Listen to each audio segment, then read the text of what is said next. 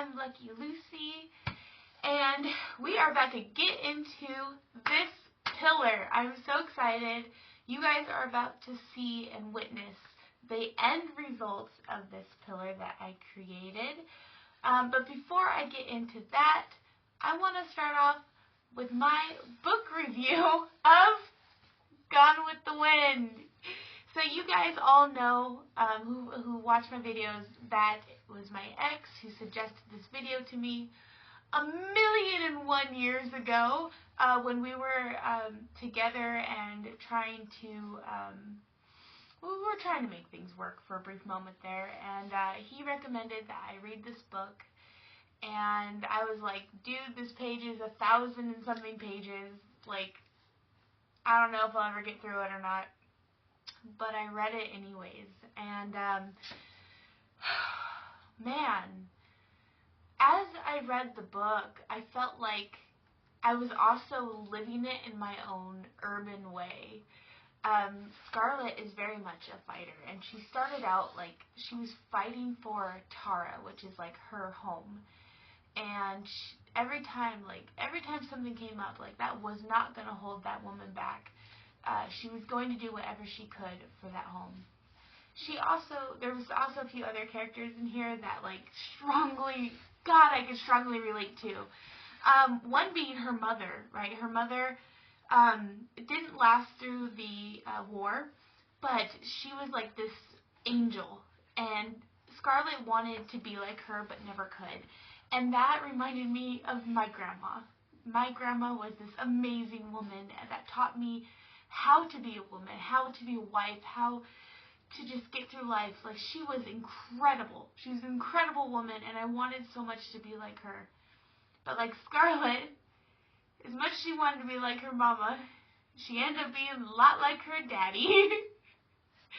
And myself, as much as I want to be like my grandma, I ended up a lot like my daddy. So there's that similarity. And then, of course, she had Melanie, was her best friend. And I feel like definitely that's my sister there that's put up with a lot of my stuff. And very grateful for her. As far as relationship goes, in this book there are two key characters, which is Ashley and Rhett Butler. And for me, well, Scarlett absolutely loved Ashley. Even though Ashley married Melanie, Scarlett was going to do whatever she could for that man and make sure that he was okay, that she gave her a job at the mill just so that he could stay employed, so that he could provide for his family, mainly just to keep him close to her. Like, she just absolutely loved this guy, was so infatuated. And then she ends up with Rhett Butler, who is a total scoundrel, and pushes her to her limits and takes her to these places that, she thrives in these environments. They got married and went to New Orleans and hung out with all the other scoundrels, and she ended up clicking with them just fine. And she definitely had this great connection with Rhett, but was so stuck on Ashley that she didn't realize that she loved him, Rhett Butler. And she also didn't realize that the love that she had for Ashley was just what she created in her mind. And for me, my Ashley and my Rhett Butler happened to be the same man. I would have done anything for my ex. Anything. I was giving all that I had and more for this man. And I realized, as in Ashley's case, that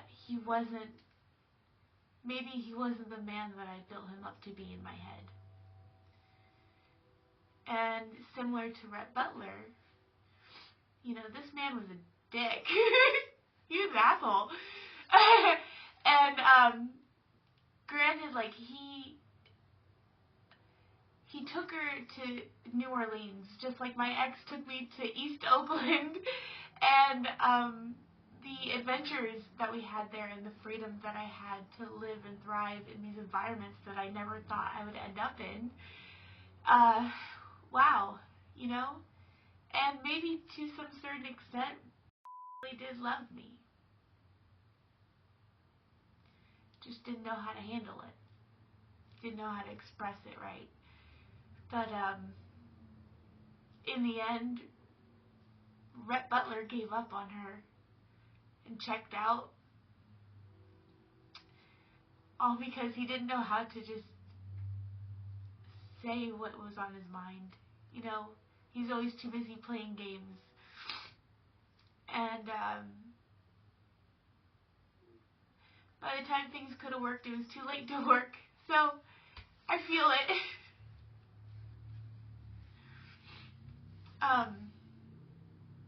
But I don't want, I know that I don't want a toxic relationship like that. Like, are you kidding me? Shoot, she became an alcoholic because of him. Like, all the stress. Like, he was out there hoeing around. It was terrible. That is a terrible toxic relationship, you guys. Don't do it. Anyways, she thrived through it all. And at the very end, going through everything that she did, she knew, on the very last pages, she knew that she could always go home to Tara. She fought so hard to keep the place that kept her sane. Maybe not so much as safe, but sane. That was her home. It was her safe place now, because she fought so hard for it. And that's how I feel about my house. I will fight to keep this my safe space. And this will always be the place that I retreat to when things get hard, so that I can get stronger, so I can grow stronger and deal with the world outside, just like she did. And at the very end, the very last chapter, very last paragraph is her.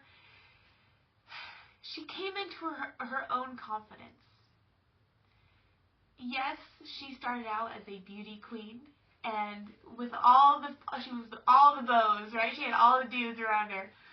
But she went through all this hard stuff, things that would tear a woman down and not make her feel like a woman any longer.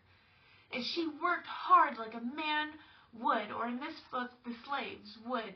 She just didn't care. She had a purpose, and she was doing the damn thing. She did all of that, and still, at the very end, she still remained confident. If she really wanted to, she could get Rhett Butler back. If she really wanted to, she could. She can get anybody that she set her mind to. But that wasn't her focus. She knew she had to go home. She knew she had to heal. And she would deal with it again the next day. So with that said, here is a video clip of what I end up doing with my pillar here in this house. I hope you enjoy it. I love this book. I'm glad that even though it took me forever, an eternity, I did get to read the book. But so much of this book and Scarlet, as I've read it in these last few months, I've also felt like I lived it. Like, this house is my Tara. It really is. And so I figured today to add a special touch to this bathroom as another moment in my life, another journey, how I want to reflect that in the passion of what I do in this house. I want to make it unique. So, I'm going to take this book, okay, right here. I'm going to take this book. And I'm going to do this. Alright? And I'm going to take this moment to, like, oh my god, I just picked up a freaking book. And I want this to be part of me, part of my life, part of my journey. And so I'm going to go ahead And this is the very last page, you guys. The very last page of the book.